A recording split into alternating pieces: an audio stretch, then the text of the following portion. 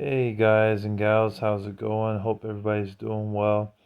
So I wanted to add another part to this collab because it felt like there was some more bad games to talk about. So I'm gonna give jackalgoldkick a good run for his money.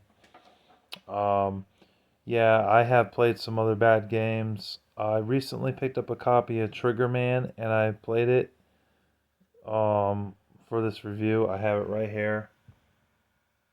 Um, you probably can see that.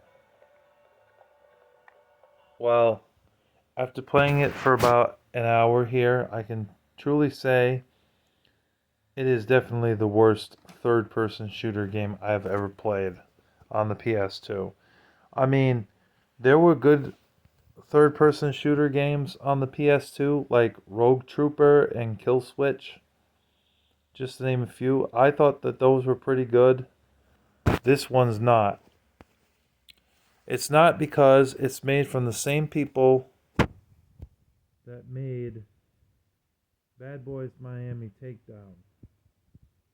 Crave Entertainment never really made any good third-person shooter games or first-person shooter games. I really feel that a lot of the games that they've made are pretty terrible. Besides the Snow Cross 2, and the Tokyo Drift games, they've been poor. Now, let me elaborate on each of these games and tell you why they're bad. Trigger Man's bad from what I see, not because of the graphics. The graphics in the game actually do not look that bad for a PS2 game. For 2004 standards, they actually look pretty good. And the movement in the game, from what I've seen, is actually pretty good. So moving up and down, the analog on the controller here actually does move up when you move up and down when you move down. So it's not inverted. None of that inverted garbage. However, the game's problem is it's way too difficult. Even if you put it on easy mode, um, there's no like, what's the word? The character models in the game, they look the same.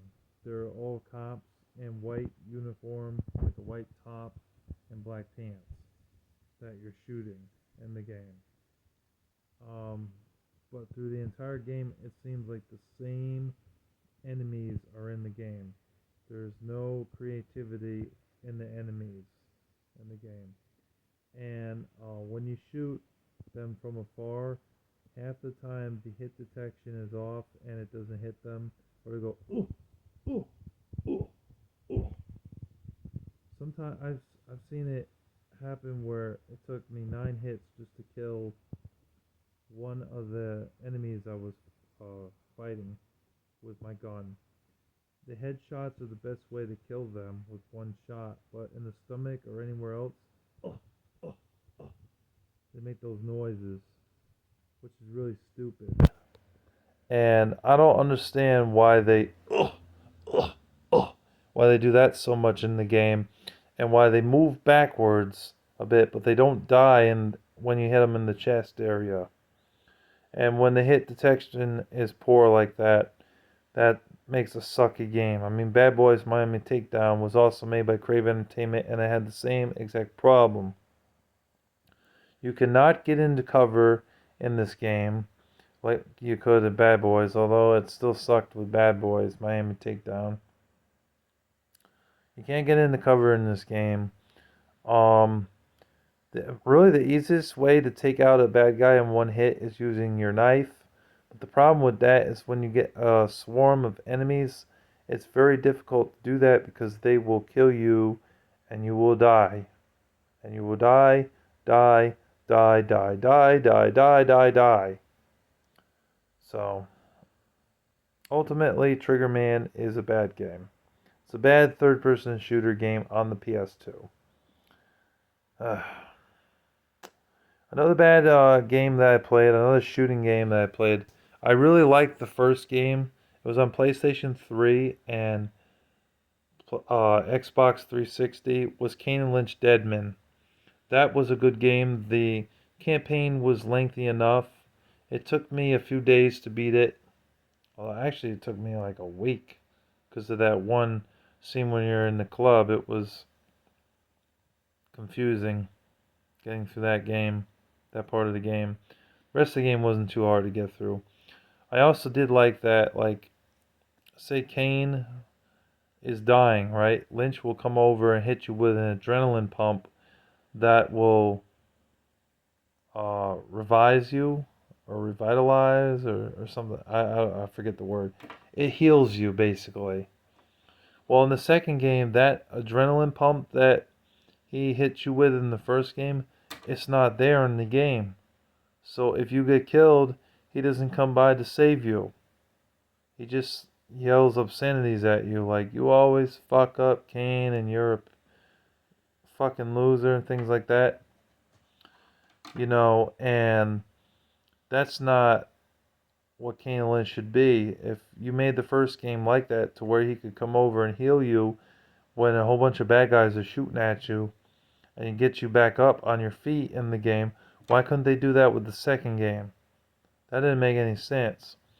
I also didn't like that the second game they put less effort into the game. The way the game ends, spoiler alert, the two of them kill a few dogs that are in their pathway and they get on a plane and then the game ends. The game was too short. The second game you could beat in about 4 hours if you were really good. Me, I think it took me 6 hours to beat because I got killed a few times. But, I mean, come on. That's pathetic. And that game, when it first came out, was released at $60. I ended up getting that game for a birthday gift, along with about 12, 13, 14 other games from my friend Dylan. He paid $26.99 for that game. Even back then, when the game was out for like a year, that was still too much money for that game. The game should have been like a $15 game at the most. Because of its half-assed campaign. It was not long enough.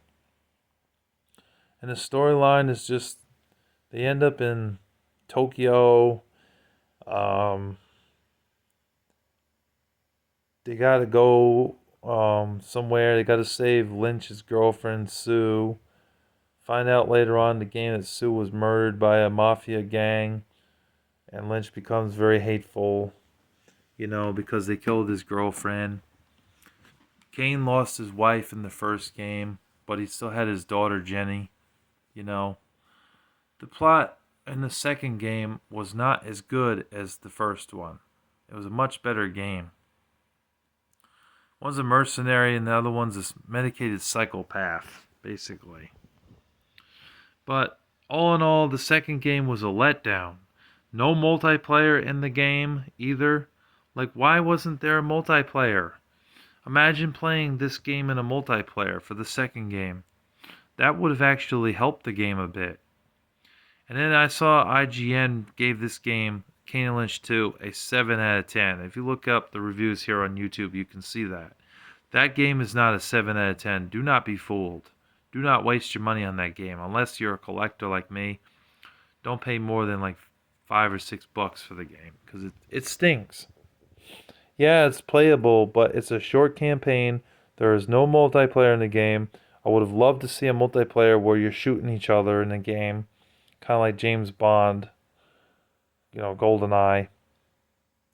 They should have taken points, like, they should have evaluated themselves and looked at GoldenEye and saw that they added a multiplayer and it actually helped the game. Well, with Kane and Lynch, that might have helped the game, but there was no multiplayer in the game, making it a really bad game. So overall, no multiplayer in the game. Campaign's too short. There was no adrenaline pump to help Kane back up if you get killed or you're dying. The storyline's not as interesting. All in all, it sucked. Next game, Machine Head, was a hovercraft shooter game for the Sega Saturn. It was done poorly. The reason the game stinks is because There's no sense of direction and where you're supposed to go. The game does not tell you where you are supposed to go in the game, so you end up going around mindlessly, endlessly, not knowing where you're supposed to go in the game. Now, I don't hate the Sega Saturn. I played some good Sega Saturn games. Daytona USA, Championship Circuit Edition, Panzer Dragoon, Panzer Dragoon 2, Panzer... Actually, I didn't play Sagas, but I know it's a good game. Virtual Cop, Virtual Fighter 2, Virtual Cop 2, things like Die Hard Arcade, just to name a handful of good games. Machine Head, Criticon, no. Congo, no. Congo was another bad game on the Sega Saturn. But yeah, Machine Head was basically a hovercraft first-person shooter game. It basically lived and breathed, but it failed. The game graphics looked terrible, even for a game that came out in 96 or 97. PS1 had better graphics than that. The game didn't look like a Sega Saturn game. The bugs in the game and the enemies you fight were stupid. Just the drawn out distance, like the draw distance, I mean, looked terrible. It was not good. Like you couldn't see shit until like when you went close to it, then it would pop up. Bad game design, very bad. Not a good game at all. I thought Forsaken on the PlayStation and N64 was a better hovercraft game than that one. Another game that I played that was really bad on the PS2, going back to the PS2, is Star Trek Voyager Elite Force. That game really sucked. It was on the PS2. I think it was also on the PC. Never on GameCube or Xbox.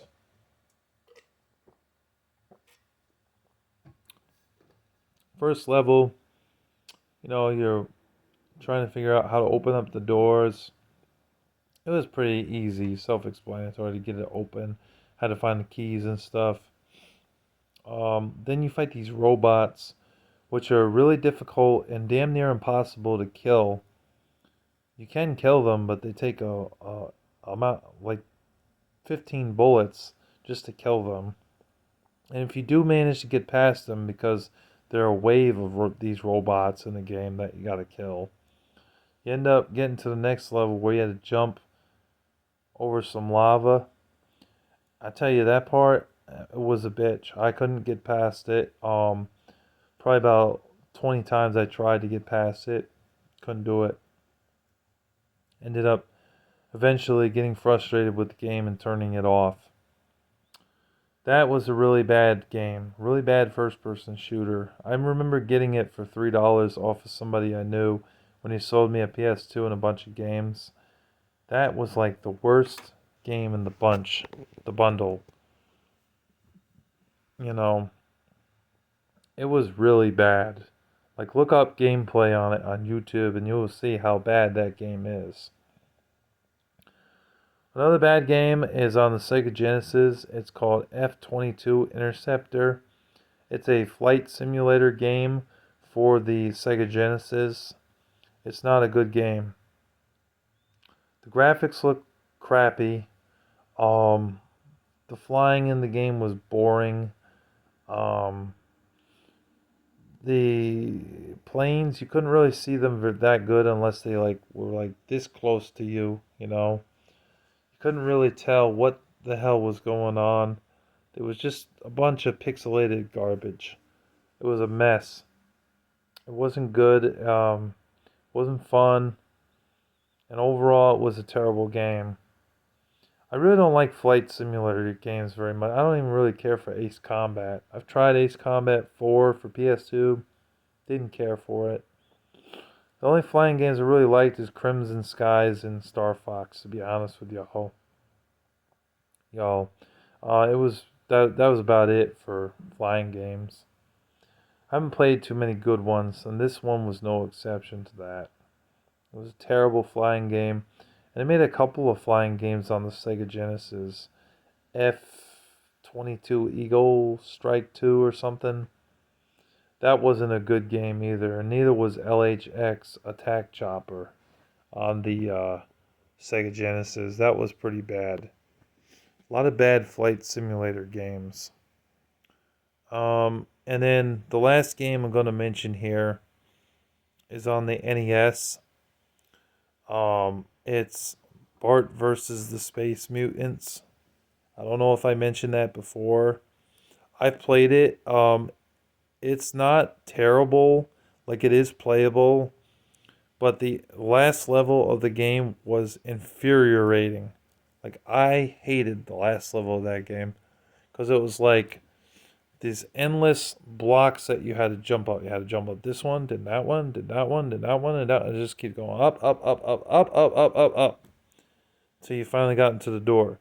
One slip up in that game, and you were going all the way down. Or you would land on one of the blocks and have to go all the way back up. The game was just impossible and just really difficult. There was some other levels in the game, like the level where you're on the ship. You had to collect some stuff, you know. Eventually, later on in that level, you end up getting the thing to where you become Bartman, where you can fly around, pick up the items, move on to the next level. A card game in the game that you play with, like Maggie or Margie from The Simpsons. You know, that was okay. The game is okay. I know the Angry Video Game Nerd said it was horrible, one of the worst Simpsons games ever made. I thought it was just okay, but the last level of the game was a pain in the ass. A complete pain. It was not fun, definitely frustrating, and I could definitely see why it definitely would make the cut here for being one of the most impossible games to beat. It was very frustrating. So that's why I put it up here as well. But is it playable? Yes. Is it terrible? Debatable. Really, debatable.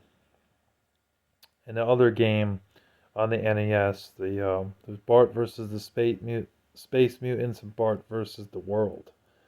Both games, you know, are debatable on if they really suck that bad or if they are playable but very frustrating. In my opinion, they are playable but very frustrating. So anyways, that's all I wanted to say. Thank you very much, jackalgoldkick, for putting me on this collab. I appreciate you for doing that. I'm glad we got to talk about these games.